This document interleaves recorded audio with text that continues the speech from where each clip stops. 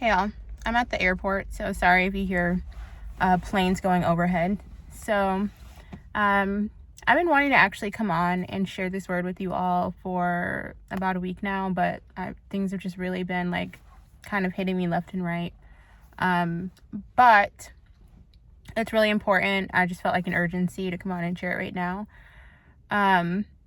If you are a good person, if you know you're a child of God, if you know you're following the ways of the Lord, it's important that you protect that. It's important that you protect the light that God has given you, because like I always share with you all, the enemy comes to steal, kill, and destroy. And what that just means is that he's always looking for ways to steal your light. He's always looking for ways to steal your joy, your peace, your happiness, all those good things that God has given you. And ultimately, his goal is to turn you hard. His goal is to turn you into someone who's worldly and of the world. To eventually, you're so far gone from who God desired you to be that you don't even look like yourself anymore.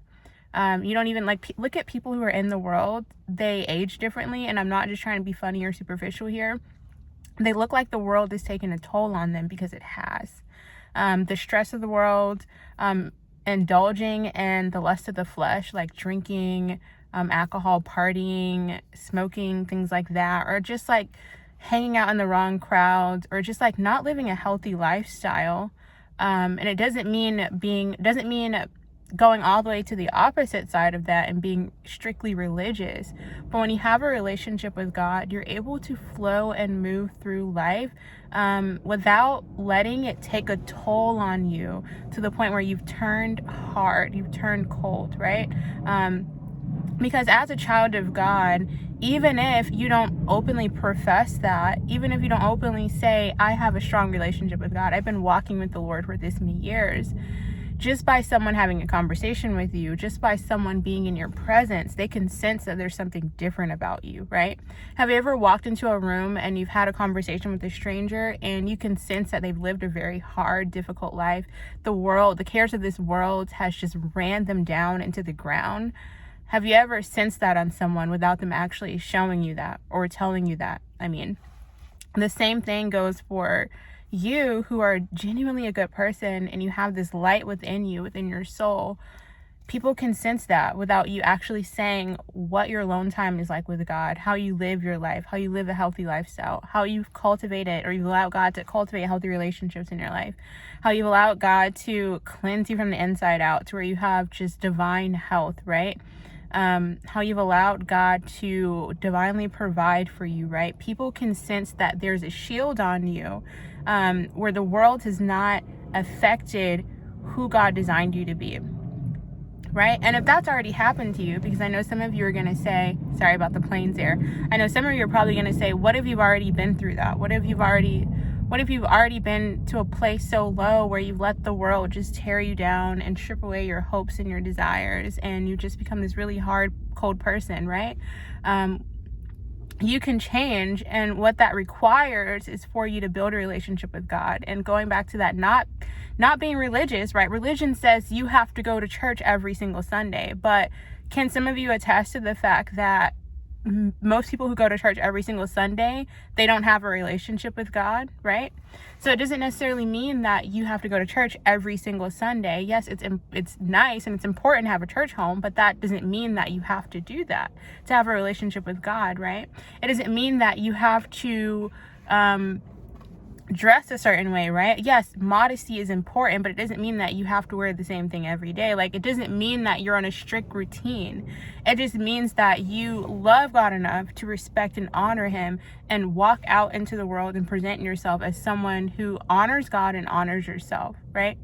You're a representative of the kingdom of God, and it shows without you saying it, right? It shows without you telling people what your lifestyle is like. They can just look at you and see that there's a divine protection on your life. And the enemy, that protection, he wants to steal that. He wants to break that down, right? I want you to imagine God's protection on your life being like a bulletproof shield, right? There's this bulletproof shield on your entire being, your body, your mind, your soul, your spirit. And all throughout life, the enemy is throwing bullets. He's shooting bullets or throwing darts at that bulletproof shield, and he's trying to pierce through it so that it can pierce your heart and turn you hard. Hopefully this is clicking to you all. Hopefully this is making sense. The goal of the enemy is to pierce through that bulletproof shield to turn you hard. And so building a relationship with God is just putting your faith that he's got you, right? Because only you, the only person that has the power to take down that bulletproof shield is you. You're the one with your free will that has the power to say, and God, that has the power to say, I don't want your protection anymore, Lord. I don't want your bulletproof shield anymore, Lord. And so once you open yourself up to that, once you step outside of God's protection, you're open for attack from the enemy. You're open for everything that's just evil and wicked and terrible in this world to come at you, right? Things that are just coming left field, they would just come out of nowhere, right? But once you have God's protection, it's important that you put your faith in that, and you don't let the enemy turn you hard. You don't let the enemy wear you down, right? You don't let the enemy drag you through the mud, right? And the enemy will send people in your life to do this. He'll send people in your life to turn you hard, drag you through the mud, disrespect you, betray you, treat you like you're nothing. And there has to come a moment in time, sorry, sometimes I stutter a little bit, where you draw the line in the sand and you say, enough is enough. Enough is enough. So if you're at that place right now, I want you to put in the comments right now, enough is enough. Enough is enough.